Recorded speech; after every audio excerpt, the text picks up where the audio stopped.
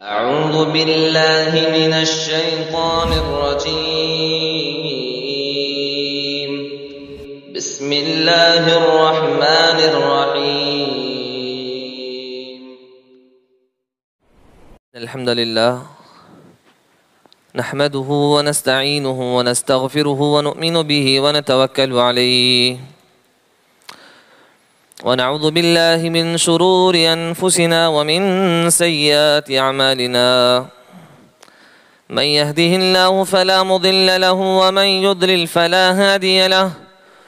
وأشهد أن لا إله إلا الله وأشهد أن محمدا عبده ورسوله. أما بعد فإن خير الحديث كتاب الله وخير الهدى هدى محمد صلى الله عليه وسلم وشر الأمور محدثاتها وكل محدثة بدعة وكل بدعة ضلالة وكل ضلالة في النار. أعوذ بالله من الشيطان الرجيم. يا أيها الذين آمنوا اتقوا الله حق تقاته ولا تموتن إلا وأنتم مسلمون. بسم الله الرحمن الرحيم. يا أيها الناس اتقوا ربكم الذي خلقكم من نفس واحدة وخلق منها زوجها وبث منهما رجالا كثيرا ونساء واتقوا الله الذي تساءلون به والأرحام إن الله كان عليكم رقيبا. أعوذ بالله من الشيطان الرجيم. يا أيها الذين آمنوا اتقوا الله وقولوا قولا سديدا يصلح لكم أعمالكم ويغفر لكم ذنوبكم ومن يطع الله ورسوله فقد فاز فوزا عظيما. وقال الله عز وجل في موضع آخر. أعوذ بالله من الشيطان الرجيم. ظهر الفساد في البر والبحر بما كسبت أيدي الناس ليذيقهم بعض الذي عملوا لعلهم يرجعون.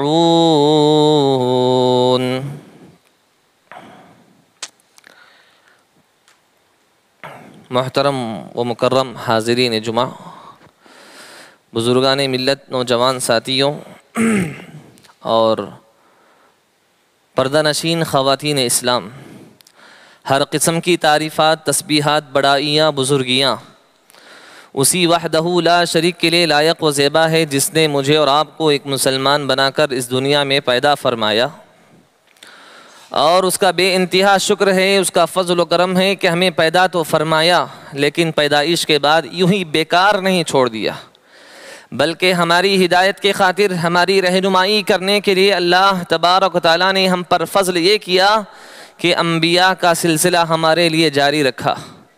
سبحان اللہ و بحمدہ، سبحان اللہ العظیم۔ اور انبیاء آئے، اللہ تبارک و تعالیٰ کے ذمہ داری دی ہوئی چیز کو ہم تک پہنچایا اور ہمیں اچھے راستے کے ذرائع بتائے۔ سارے انبیاء پر درود و سلام ہو، خصوصاً میرے اور آپ کے آخری نبی جناب محمد الرسول اللہ صلی اللہ علیہ وسلم پر۔ محترم حضرات، اس وقت ملکی سطح پر اور عالمی سطح پر جائزہ لیں گے تو صورتحال بڑی ہی تشویشناک اور افسوسناک ہے۔ وہ دینی ناحیے سے ہو یا سماجی ناحیے سے ہو، سیاسی ناحیے سے ہو یا معاشی اعتبار سے ہو، انتہائی افسوسناک، تشویشناک ہے، جس سے امت مسلمہ دوچار ہے، جس سے امت مسلمہ پر بہت زیادہ فرق پڑ رہا ہے۔ فارسی شاعر کے بقول کہتا ہے شاعر، تن ہما داغ داغ شد پمبائے کجا کجا مہم، پمبائے کجا کجا نہم۔ یہ وہ جسم ہے جو سر سے لے کر پیر تک زخموں سے چور ہے۔ یہ وہ جسم ہے جو سر سے پیر تک زخموں سے چور ہے، آخر ہم مرہم کہاں کہاں لگائے۔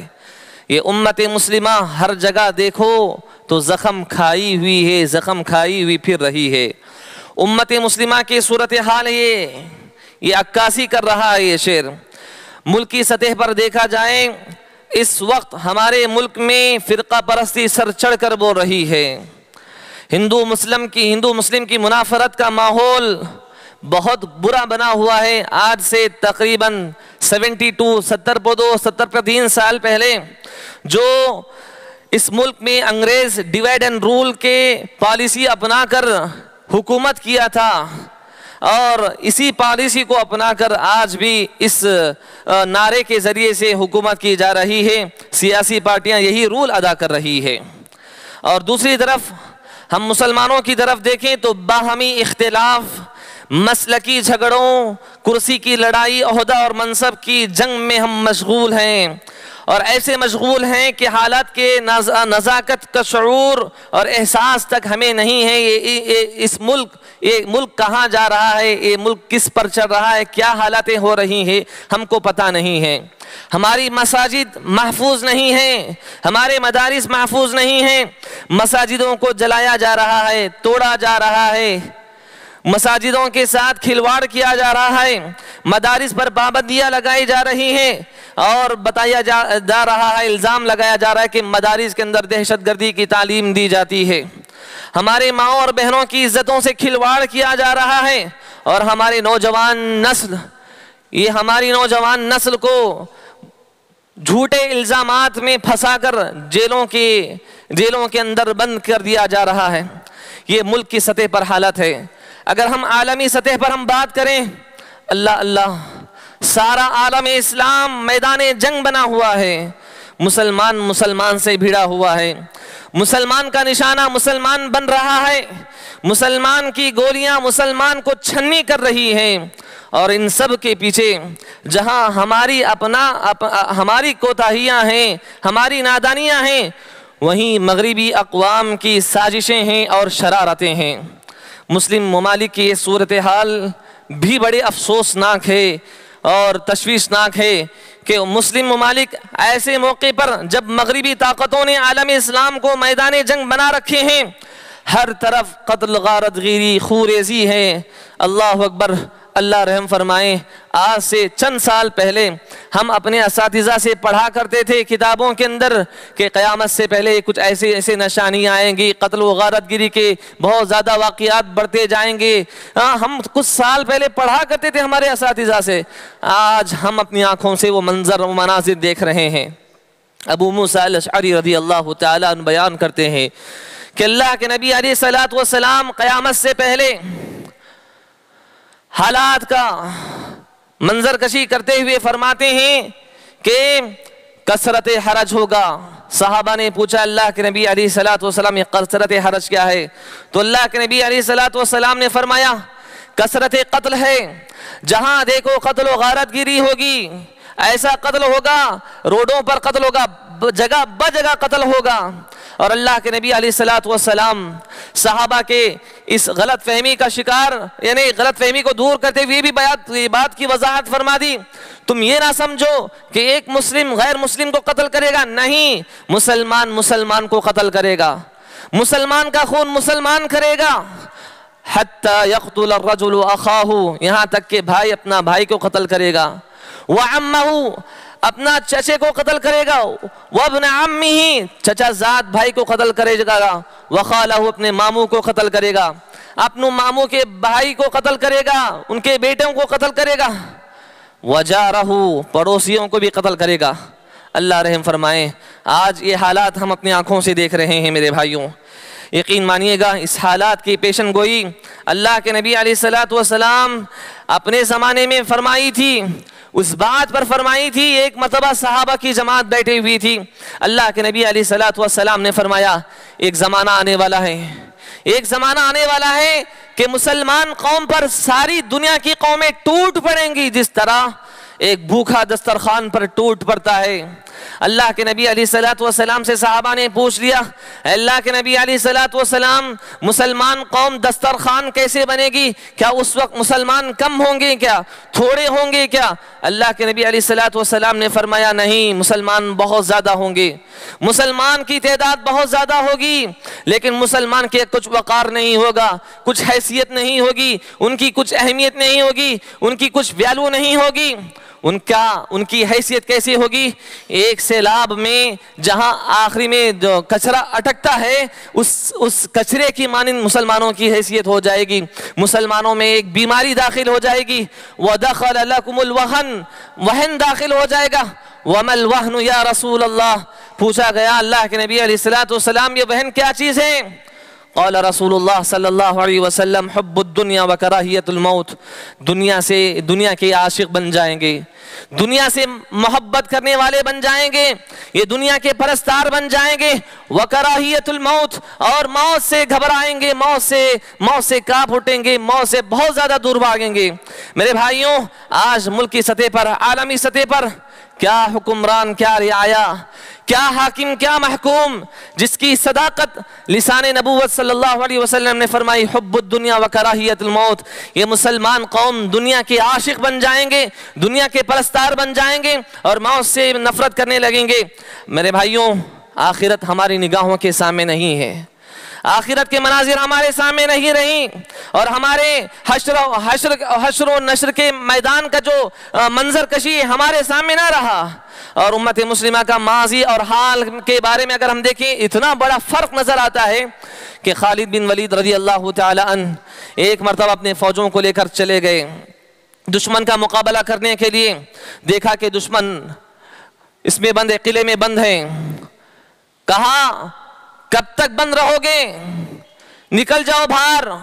کب تک بند رہو گے؟ ہتھیار ڈال دو. نکلنے کا نام نہیں لے رہی ہے.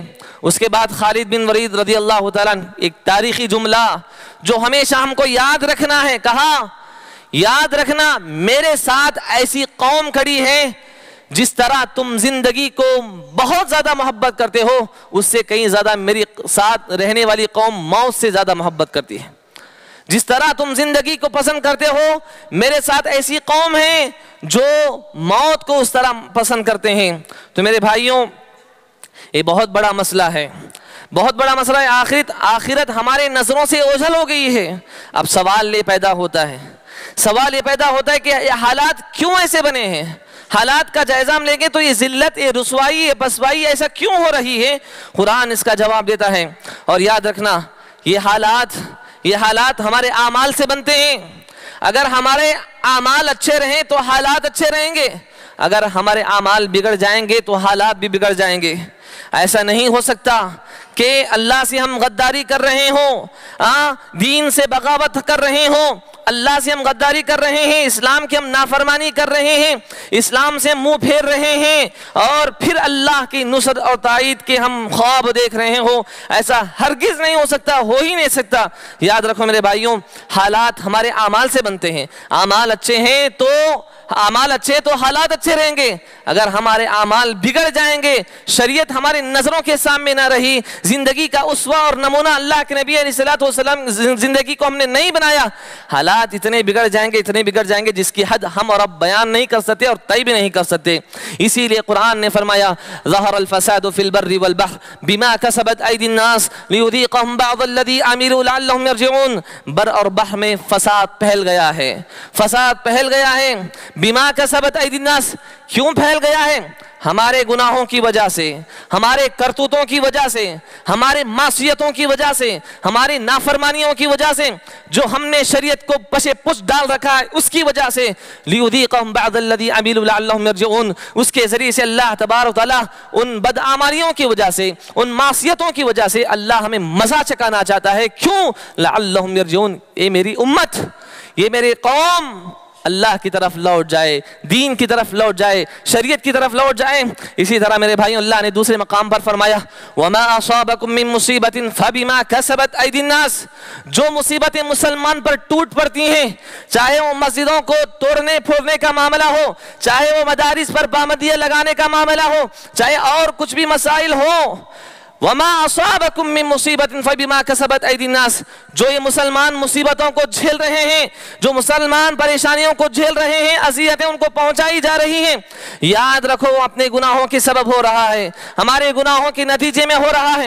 اسی لیے حسن بصری رحم اللہ کے پاس کچھ لوگ آئے اور آ کر کہا کہ اے حسن بصری حفظہ اللہ، حفیظک اللہ، یہ حجاج بن یوسف کی ظلم و زبردستی بہت زیادہ ہو گئی ہے، یہ بہت زیادہ ظالم جابر بادشاہ ہے، اس کے لیے کچھ آپ نصیحت کر دیجئے۔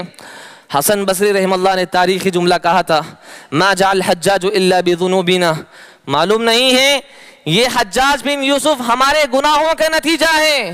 یہ ظالم بادشاہ، جابر بادشاہ، جس کی سفاکیت، جس کی اتنی زبردست، اتنے خطرناک اس کا بادشاہت، جو ہر کسی کو قتل کر رہا ہے، یہ ہمارے گناہوں کا نتیجہ ہے۔ اسی نتیجے میں ہمیں شکست مل رہی ہے۔ میرے بھائیوں، کیا صورتحال ہے آج ہماری کیا صورتحال ہے؟ اس امت کا اگر ہم جائزہ لیں گے، ہمارے عقیدوں کا جائزہ لیجئے، اللہ رحم فرمائے، ہمارے اخلاق و کردار کا جائزہ لیجئے، ہمارے معاملات کا جائزہ لیجئے، ہمارے کردار کا، اخلاق کا جائزہ لیجئے، ہمارے افکار و نظریات کا جائزہ لیجئے۔ دیکھو امت مسلمہ کتنی آفتوں میں مبتلا ہے، کتنی مصیبتوں کا شکار ہے، کتنی ذلت، کتنی رسوائی کا شکار ہو رہی ہے۔ عقیدے کی ہم بات کریں میرے بھائیوں، امت مسلمہ کے اندر اعتقادی بگاڑ ہے، مزاروں کے ساتھ ہمارے جو تعلقات اور قبر پرستی، اولیاء پرستی کا جو بازار گرم ہے ہر جگہ۔ چند سال پہلے کی بات ہے کہ انگریزی رپورٹر نے اپنے ایک مضمون لکھا جس کا عنوان تھا اجمیر کی اہمیت ہندوستانی مسلمانوں کی نظروں میں، اجمیر کی اہمیت ہندوستانی مسلمانوں کی نظروں میں۔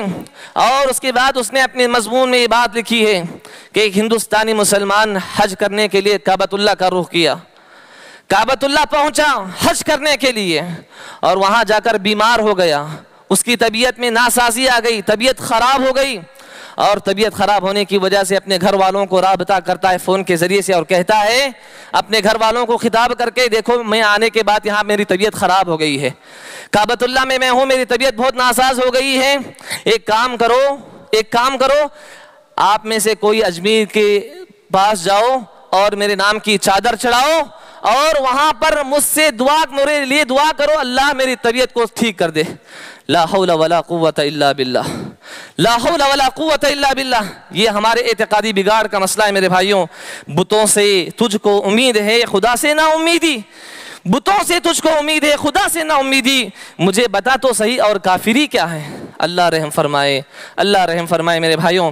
ہمارے کئی ایسے مسلمان ہیں، کئی ایسے نوجوان ہیں، مسلمان ہیں لیکن اسلامی تعلیمات سے ان کو کلی طور پر اطمینان نہیں ہے، سیٹسفیکشن نہیں ہے، اطمینان مطمئن نہیں وہ لوگ۔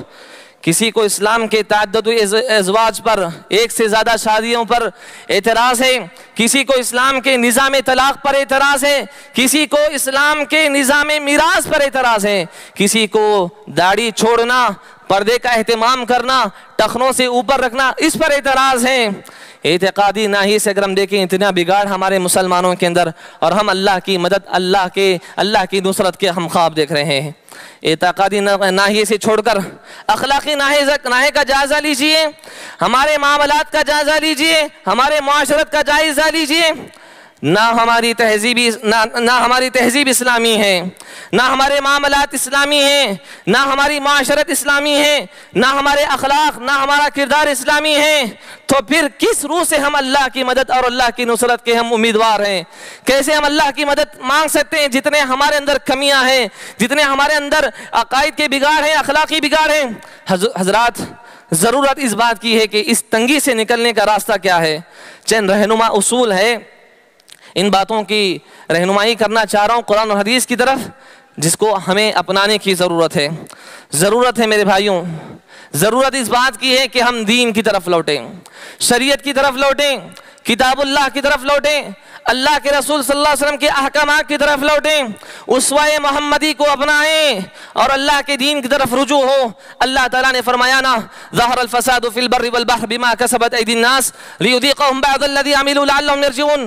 بر اور بحر میں فساد پھیل گیا ہے، اور اللہ تعالیٰ یہ ہمارے گناہوں کے سبب کر رہا ہے تاکہ ہم کو مزہ چکھائیں۔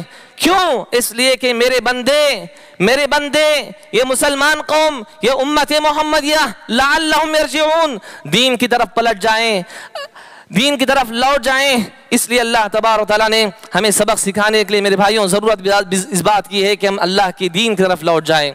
حضرت عمر بن خطاب کا وہ جملہ نوشتہ دیوار ہونا چاہیے، ہماری نگاہوں کے ہمیشہ سامنے ہونا چاہیے کہ عمر بن خطاب رضی اللہ تعالیٰ عنہ نے کہا تھا کننا اذل امۃ فاعزنا اللہ بالاسلام، ہم ایک ذلیل قوم تھے، ہماری کچھ حیثیت نہیں تھی، ہمارا کچھ وقار نہیں تھا، ہماری کچھ عزت نہیں تھی، کچھ ویلو نہیں تھی، لیکن اللہ نے اس مسلمان قوم کو اسلام کے ذریعے سے عزت دیا ہے۔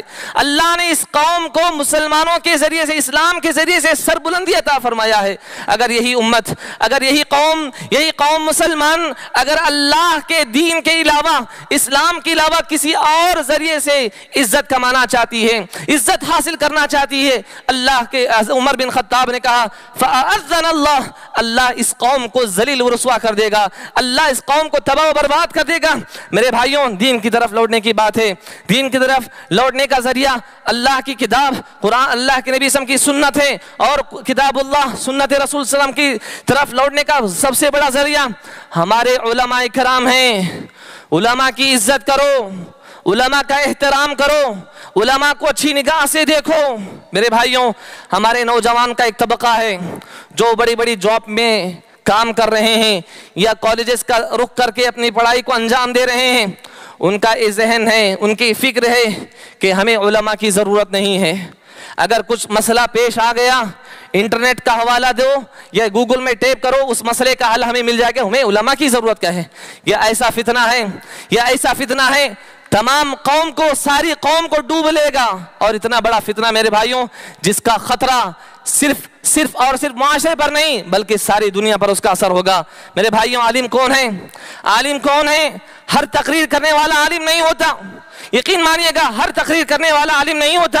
ہر تقریر کرنے والے کو ہم نے اسٹیج دے دیا ہے، ہر تقریر کرنے والے کو ہم نے منبر رسول پر چڑھا دیا ہے، ہر تقریر کرنے والا عالم نہیں ہوتا۔ اسی لیے اللہ کے نبی علیہ الصلوۃ والسلام نے پیشن گوئی کرتے ہوئے فرمایا تھا کہ اذا قلت علماؤکم وکثرت خطباؤکم، ایک زمانہ قیامت سے پہلے ایسا آئے گا جس میں علماء کی بہت زیادہ کمی ہوگی اور خطباء کی کثرت ہوگی، بہت زیادہ خطیب پیدا ہو جائیں گے، اور اتنے خطیب ہو جائیں گے ان خطیبوں کے میدانوں میں لوگوں نے علماء کو نظر انداز کر دیں گے، علماء کو چھوڑ دیں گے، اور خطیبوں کے ذریعے سے اس دین کو حاصل کرنے کی کوشش کریں گے۔ ایک دوسری حدیث کے حوالے سے اگر بیان کیا جائے، ایسے لوگ آئیں گے جو خود بھی برباد ہوں گے اور دوسروں کو برباد کر دیں گے، دین کو خود سے برباد کر دیں گے، ایسے فتوے دیں گے، خود برباد ہوں گے اور دوسروں کو بھی برباد کر دیں گے۔ میرے بھائیوں، ایسے علماء کو تلاش کرو جو منہج کی طرف لے کر جاتے ہوں، جو صحیح طور سے صحیح حدیث کی تعلیم کے ذریعے سے آپ کو دین کی بات بتلاتے ہوں۔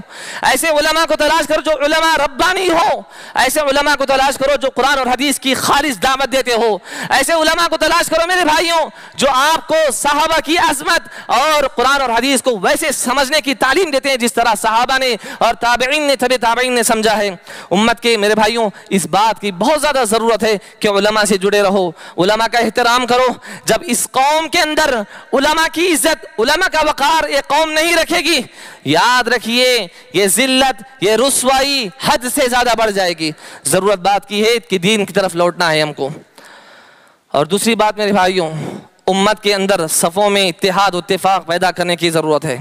ہمارا انتشار، ہمارا افتراق، ہماری گروہ بندیاں، ہماری صفوں میں جو دراڑیں ہیں، ہم نے ہمیشہ سے، یاد رکھیے گا، بہت اچھا جملہ کہنے جا رہا ہوں، ہم نے ہمیشہ سے اسی سبب شکست کھائی ہے، ہارا ہے، ہم نے نیچے ہوئے ہیں اس سبب سے کہ ہمارے اندر صفوں میں اتحاد نہیں ہے، محبت نہیں ہے، تھوڑی تھوڑی باتوں پر ناراض ہو جاتے ہیں، تھوڑی تھوڑی باتوں پر لڑائی جھگڑے پر آ جاتے ہیں، تھوڑی تھوڑی باتوں پر قتل و غارت گری تک بات پہنچ جاتی ہے۔ دشمن ہمارے اختلاف کا فائدہ اٹھا رہا ہے، ہمارے لاکھ اختلاف صحیح، لیکن جب اجتماعی کی بات آتی ہے میرے بھائیوں، ہمیں سارے اختلاف کو بھول جانا چاہیے۔ حضرت علی اور حضرت امیر معاویہ کا وہ مشہور واقعہ، اس سے پہلے بھی میں بیان کیا ہوں کہ دونوں میں کچھ بدگمانیوں کی وجہ سے لڑائی ہو گئی۔ حضرت علی، حضرت امیر معاویہ، ایک طرف علی کو چاہنے والے رضی اللہ عنہ اور ایک طرف امیر معاویہ کو چاہنے والے، مسلمان کی تلوار مسلمان کے لیے لڑنے کے لیے تیار ہے۔ اس وقت نے مصر کے بادشاہ نے دیکھا، روم کا بادشاہ نے دیکھا کہ ان کے اندر انتشار ہو رہا ہے، افتراق ہو رہا ہے، خط لکھا اور کہا امیر معاویہ سے خطاب کر کے، اے امیر معاویہ، میں جانتا ہوں، مجھے معلوم ہوا ہے کہ آپ علی سے انتشار کر رہے ہیں، علی سے آپ کا جھگڑا ہو گیا ہے، اگر آپ حکم کریں تو میری ساری فوج کو آپ کے حوالے کر دوں گا۔ حضرت امیر معاویہ اس خط کو پڑھا، اور تاریخی جملہ میرے بھائیوں ہمیشہ یاد رکھنا چاہیے، حضرت امیر معاویہ کہا روم کے بادشاہ کو خط کا جواب دیتے ہوئے، اور خط لکھنے کی شروعات ایسا کی، یا کلب الروم، اے روم کے کتے، یا کلب الروم، اے روم کے کتے، اللہ کی قسم تو اگر ہمارے درمیان دخل اندازی کرنے کی کوشش کی، اگر تو ہمارے درمیان کچھ کام کرنے کی ضرورت پیش کی، تو اللہ کی قسم حضرت علی کا ایک ادنا سپاہی بن کر تیرے خلاف جنگ لڑوں گا، حضرت علی کا ایک ادنا سپاہی بن کر میں تیرے ساتھ جنگ لڑوں گا۔ میرے بھائیوں حضرات، آج یہ ہمیں قصہ بتاتا ہے کہ امت کے ہمارے جو ذمہ دار ہیں، قوم کے جو ذمہ دار ہیں، جماعت اور جمعیت کے جو ذمہ دار ہیں، اداروں اور مساجد کے جو ذمہ دار ہیں، تنظیمیں اور سوسائٹی کے جو ذمہ دار ہیں، وہ ہمیشہ اپنی ذاتی مفاد پر قوم کے مفاد کو ترجیح دیں، جمعیت کے مفاد کو ترجیح دیں، اور جماعت کے مفاد کو ترجیح دیں، اور جب تک یہ ذہن ہمارا نہیں بنے گا اس وقت تک ہمارے حالات سدھریں گے نہیں اور بگڑتے جائیں گے، اور اتنے بگڑتے جائیں گے جس کی حد ہم نہیں بیان کر سکتے۔ میرے بھائیوں اسی طرح ضرورت اس بات کی ہے کہ ملک ہندوستان کے تناظر میں خاص کر کے میں پیغام دینا چاہتا ہوں کہ ہندوستان کے غیر مسلم آبادی سے تعلقات استوار کرنے کی ضرورت ہے۔ ہم نان مسلم میجورٹی میں رہتے ہیں، اور حکومت اعداد و شمار کے مطابق یہاں کی ہندوؤں کی آبادی 80% سے زیادہ ہے، 80% سے زیادہ ہے۔ بہت ضرورت ہے بحیثیت امت کہ یہاں کے ہندوؤں سے ہمارے تعلقات ہونا چاہیے، تعلقات کو جوڑنا چاہیے۔ اگر آپ فرقہ پرستی کو شکست دینا چاہتے ہیں، ہرانا چاہتے ہیں، تو میرے بھائیوں ہم کو اس بات پر عمل کرنا ہوگا کہ اللہ یہی واحد راستہ ہے۔ جس ملک میں ہم رہتے ہیں، جس شہر میں ہم رہتے ہیں، جس گاؤں میں ہم رہتے ہیں، جس محلے میں ہم رہتے ہیں، جس گلی میں ہم رہتے ہیں، وہاں کے غیر مسلم سے تعلقات اچھے ہونا چاہیے، تعلقات اچھے ہونا چاہیے۔ آج بھی ہندوستان کی غیر مسلم آبادی میجورٹی اس امن پسند ہے، اور ہندوستان کے اکثر غیر مسلم آج بھی صلح پسند ہے۔ سارے غیر مسلم ایک جیسے نہیں ہیں، سارے غیر مسلم ایک جیسے نہیں ہیں، سب فرقہ پرستی کے ذہن رکھنے والے نہیں ہیں۔ اللہ کے نبی علیہ الصلوۃ والسلام جب مدینے کا رخ کیا تو دیکھا یہود قوم چار اس میں رہ رہی ہے، 4 قلعوں میں بند ہے، 4 گاؤں ہیں ان کے، تو 4 قوم 4 شکلوں میں وہ رہ رہی ہیں۔ قوم اتنی بری قوم جس کی ذلت، جس کی رسوائی اللہ نے قرآن میں کئی جگہ پر فرمایا ہے، اور اللہ کے نبی علیہ الصلوۃ والسلام یہود قوم کو دعوت دے کر اور یہ کرتے ہیں، عہد و پیمان کرتے ہیں کہ آپ کو مدینے میں حق آپ کو بھی ہے رہنے کا، ہم کو بھی رہنے کا حق ہے۔ تو تعلقات کو اللہ کے نبی صلی اللہ علیہ وسلم نے اچھا بنانے کی کوشش کی تھی۔ اسی لیے اللہ تعالیٰ نے فرمایا لا ينهاكم الله عن الذين قاتلوا لم يقاتلوكم في الدين ولم يخرجوكم من دياركم ان تبروهم وتقسطوا اليهم ان الله يحب المقسطين۔ وہ غیر مسلم جو دین کے سلسلے میں تم سے جھگڑتے نہیں ہیں، جو تمہیں تمہارے وطن سے نکالتے نہیں ہیں، ان سے حسن سلوک کرنا اللہ نے اس چیز کو منع نہیں کیا ہے، ان سے حسن سلوک کرنے کا اللہ نے حکم دیا ہے۔ میرے بھائیوں ضرورت اس بات کی ہے کہ یہاں کے غیر مسلم سے تعلقات کو استوار کرو، مختلف پروگراموں کے حوالے سے انہیں مسجدوں کو بلاؤ، مسجدوں کی طرف ان کو رخ کرو، ہماری عبادتوں کو طریقہ سکھاؤ، بتلاؤ، شریعت محمدیہ صلی اللہ علیہ وسلم کی تعلیمات سے آشنا کراؤ، کہ نبی علیہ الصلوۃ والسلام کے اخلاق کے بارے میں بتلاؤ، اللہ کے نبی علیہ الصلوۃ والسلام کا جو دین ہے اس کے بارے میں تعارف کراؤ۔ حضرات اگر ہم اس طرح سے اپنائیں گے یقین مانیے گا ایک آئیڈیل بن جائے گا، ایک آئیڈیل بن جائے گا۔ اسی طرح میرے بھائیوں ان حالات کا مقابلہ کرنے کے اسی سے جڑا ہوا اسلامی اخلاق کو اپنانا چاہیے۔ اس کا مقابلہ اسلامی اخلاق سے کرو۔ قرآن کہتا ہے دشمن کے دشمنی کو شکست دینے کا آسان طریقہ حسن اخلاق ہے، اچھے اخلاق۔ اللہ تبارک تعالیٰ نے فرمایا ولا تستوی الحسنۃ ولا السیئۃ ادفع بالتی ہی احسن فاذا الذی بینک وبینہ عداوۃ کانہ ولی حمیم، کہ بھلائی اور برائی یہ دونوں برابر نہیں ہو سکتے. جب دشمن کا تم لڑائی کر رہے ہو، اس کا حملہ کو روکنے کے لیے اللہ تبارک تعالیٰ نے فرمایا کہ تم اچھے طریقے کو اپناؤ. دفاع کر رہے ہو تو اچھے طریقے کو اپناؤ. اس کا فائدہ کیا ہوگا؟ یہ تمہاری دشمنیاں دوستی میں بدل جائے گی، دشمنیاں دوستی میں بدل جائے گی. اسی طرح ایک واقعہ میرے بھائیوں بہت ہی عبرتناک ہے ماشاءاللہ. مولانا ابو الحسن ندوی رحمہ اللہ نے ایک واقعہ لکھا ہے. یو پی کے ایک ضلع مظفر نگر، اس ضلع کے اندر ایک گاؤں ہے کاندلا گاؤں کا نام ہے. آزادی سے پہلے کا واقعہ ہے. ایک جگہ کے لیے مسلمان اور ہندوؤں میں لڑائی ہو گئی، ہندو اور مسلمانوں میں لڑائی ہوگی. وہ لڑائی بہت زیادہ شدت کر گئی. اس وقت کورٹ کا فیصلہ کرنے کے لیے مسلمان اور ہندوؤں نے پیٹیشن ڈالا تھا، اور اس کے بعد جج تھا انگریز. اس کے بعد ان دونوں قوموں کو بلایا، مسلمان قوم بھی ہے ہندو قوم بھی ہے. مسلمان قوم میں سے کسی کو پوچھا کہ آپ میں سے کوئی ہے ہندوؤں میں جو بھروسے کے مانند ہو، جو جس کی بات سننے کے لائق ہو؟ مسلمانوں نے کہا نہیں، ایسا آدمی ہم نے نہیں پایا ہے. پھر اس کے بعد ہندوؤں کو خطاب کر کے کہا کہ آپ مسلمانوں میں کس ایسے شخص کو پاتے ہیں جس کے ذریعے سے آپ کی بات بھروسے کی ہو، آپ کی بات ماننے کے لائق ہو؟ ہندوؤں نے کہا کہ ہاں ایک بزرگ شخص ہے.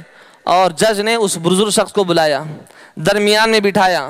وہاں پہ مسلمان قوم ہندو قوم موجود ہے، اور جج نے پوچھا کہ اس تنازع میں زمین کی لڑائی میں تمہاری گواہی ایک بھروسے کے مانند تم کو بلایا گیا ہے، بتاؤ اس زمین کس کی ہے؟ اس بزرگ شخص نے کہا میرے علم کے مطابق یہ زمین ہندوؤں کی ہے، یہ زمین ہندوؤں کی ہے. سبحان اللہ. مسلمان ہار گئے، مسلمان زمین کے فیصلے میں ہار گئے، لیکن اسلام جیت گیا، جس کی وجہ سے سارا گاؤں اسلام قبول کر لیا. الحمدللہ. میرے بھائیوں، یہ اخلاق، یہ اسوہ، یہ نمونہ بنانے کی ضرورت ہے جو شریعت اسلامی ہمیں پیغام دیتا ہے. اسی طرح ایک تمل ناڈو کا واقعہ ہے. تمل ناڈو کا واقعہ، ایک کمپنی کا مالک اپنے نوکروں کو سیلری بہت لیٹ دیا کرتا تھا. مہینہ گزر جاتا تھا، 15 تاریخ 16 تاریخ، کبھی 2 مہینے سیلری نہیں دیا کرتا تھا. اس کے پاس کام کرنے والے ہندو لوگ بھی تھے. تو اس نے ایک مرتبہ درس حدیث سنی، اللہ کے نبی علیہ الصلوۃ والسلام کی وہ حدیث کہ مزدور اس کے پسینہ سوکھنے سے پہلے اس کی اجرت دے دیا کرو. اللہ تبارک تعالیٰ نے اس کو توفیق دے دی. اس کے بعد اس نے یہ تبدیلی کی کہ جیسے مہینہ ختم ہو جاتا ہے سیلری سب لوگوں کو پہنچا دیتا ہے. تو نوکروں نے تعجب کرنے لگا. 1 مہینہ گزر گیا، 2 مہینے گزر گئے، 3 مہینے گزر گئے. اس کے بعد مالک سے خطاب ہو کر کہا کہ مسئلہ کیا ہے کہ آپ ہمیں پہلے سیلری اتنا دیر دیا کرتے تھے، لیکن 3 مہینے سے ہم دیکھ رہے ہیں تاریخ آنے سے پہلے ہمیں آپ سیلری دے رہے ہیں. تو مالک نے کہا میں نے اللہ کے نبی علیہ الصلوۃ والسلام کی حدیث سنی ہے کہ مزدوروں کو پسینہ سوکھنے سے پہلے ان کی مزدوری دے دیا کرو، اس لیے میں آپ پر وہ عمل کر رہا ہوں. سبحان اللہ. جو ہندو لوگ تھے کام کرنے والے اتنا متاثر ہو گئے جس کی وجہ سے اسلام قبول کر لیا. الحمدللہ.